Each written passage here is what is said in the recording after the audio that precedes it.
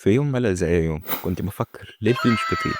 قعدت افكر وافكر وافكر بس ما لقيتش اجابه. وقلت خلاص هعمل لعبه احط فيها ذكاء اصطناعي يجاوب على الاسئله ديت.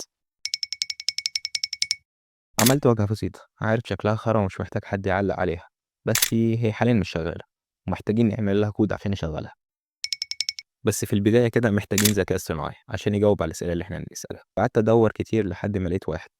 هو مش واحد، هو حرفيا عباره عن كذا موديل موجودين في نفس الموقع. تقدر تحدد الموديل اللي انت عايزه. بس هنا المشكله، اختار انه موديل. رحت سالت الذكاء الاصطناعي ورشح لي واحد واخترته وخدت الاي بي اي بتاعي ورحت حطيته في اللعبه. دخلت اجربه بقى. كنت متحمس على الاخر، فلما جيت اساله سؤال لقيت اجابته مش منطقيه، حروف متداخله في بعضيها، لغات غريبه، حاجه اول مره كده اشوفها.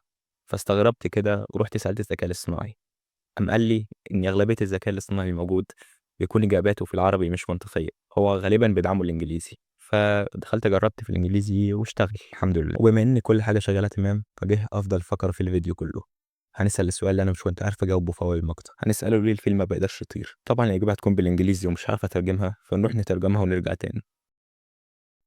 وهي دي الترجمه اللي حابب يعرف الاجابه.